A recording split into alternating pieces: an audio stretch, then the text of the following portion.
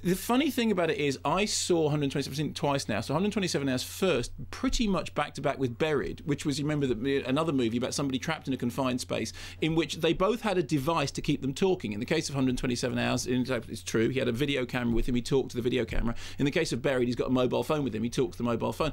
And I remember coming out of 127 Hours after the first screening thinking, well, actually, Buried in many ways was purer and more successful. It never leaves the confines of that coffin.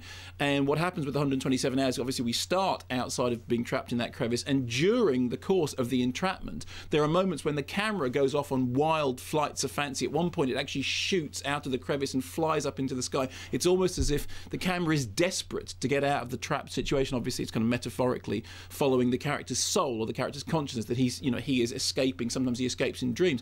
There was a moment in it which reminded me very much of that moment from Oliver Stone's World Trade Center, which I still think is an underrated movie, in which a guy has a vision of Jesus bringing a bottle of water, which many people mocked, but Oliver Stone said, well, he did have that vision, whether you like it or not, he did. And it also reminded me, and people may have forgotten this, that film Alive. You remember the film Alive, which the rugby team in the plane crash. Yeah, but oddly enough, it's a comparable thing in as much as it starts with an action sequence. It's the best plane crash ever at the beginning of Alive, and then these people are stuck in the middle of nowhere. They're going to die unless they do something unthinkable, and you know that they do the unthinkable thing because you know that they survive to tell the story.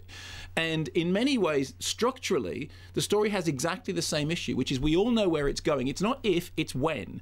And the film is about getting the audience to the point that they believe not necessarily that they could do the same thing, but that they believe that the character on screen does that. Now, James Franco's performance, I think you do believe in utterly. I think you really do believe in it. I think even despite whilst watching the movie thinking, you know, if that video camera is there, because all the way through this ordeal he apparently made videos, you know, talking to the video camera as if he was talking on television. It was mentioned there in the interview as if he's talking on a radio program.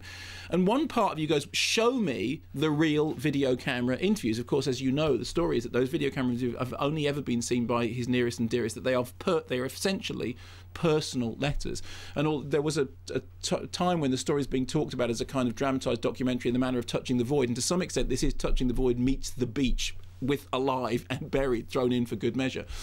But so what you have is somebody actually narrating their story in a way which isn't completely artificial, but part of you is going, it's so extraordinary, the journey he's going through, I want to see the real thing. So actually the film is challenging you to believe in it as a drama when you know that there is enough actual material out there in the real world that it could have been done as a documentary, even whether Touching the Void had happened or not. So I think it's very great credit to James Franco that you get over that. And you do think, actually, I believe in him as the character. I believe in him as Aaron Ralston. I've met Aaron Ralston. He's a very charming and an affable and charismatic guy. But you do believe in James Franco.